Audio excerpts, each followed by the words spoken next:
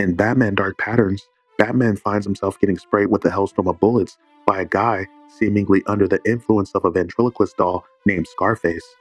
Batman would rush the guy and put the doll down, at least this one.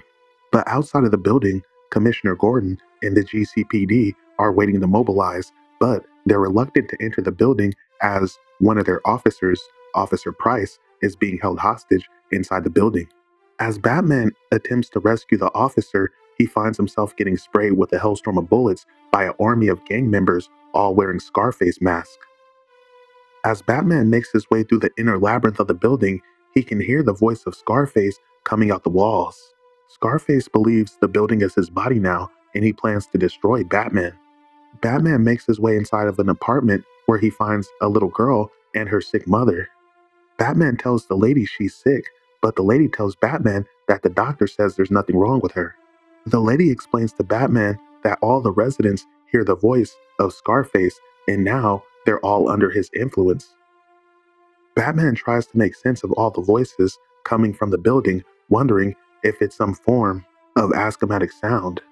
But elsewhere in the building, another resident named Rickson finds himself passed out with the other residents standing over him after he just had a confrontation with Batman. But as Batman talks with the lady and the little girl trying to make sense of the situation, the lady doesn't think the people are crazy as she hears the voices too. Every Thanksgiving, in fact, she hears the voice of her father. But as the residents close in, she tells Batman he might want to take the window. As Batman scales the side of the building, Commissioner Gordon contacts him in regards to Arnold Wesker. Batman tells him he's taken over the building and the residents hang on his every word, but he doesn't exactly know how he did it. But as Batman scales the side of the building, he's spotted by spotlights.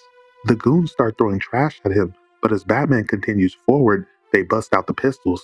Batman runs along the side of the building as the goons are trying to spray him. He ends up crashing through the window of a bathroom. Batman ends up on the 9th floor where he knocks one of the goons out and takes cover. Batman throws a smoke grenade, but as these guys are unintimidated by the smoke, Batman tells them it's not smoke, it's white phosphorus. As the smoke fills the air, Batman rushes through the smoke, making his way to the 10th floor, taking out 2 more goons in the process. As 2 more goons look down from the 11th floor, they get hit in the face with a pistol and a bat before Batman appears. Batman takes both of those guys out and then finally makes it to the 12th floor.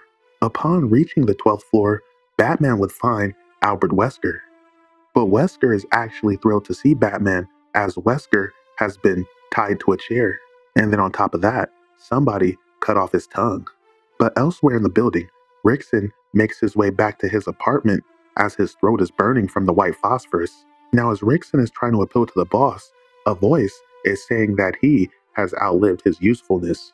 As his wife grabs a knife, elsewhere in the building, Batman tries to figure out who cut out Wesker's tongue. Batman starts to come to the conclusion that Wesker taught someone else how to use the Scarface puppet. But elsewhere in the building, Rickson lies on the floor with several knife wounds in his back as his wife stands over him, seeing as he's outlived his usefulness.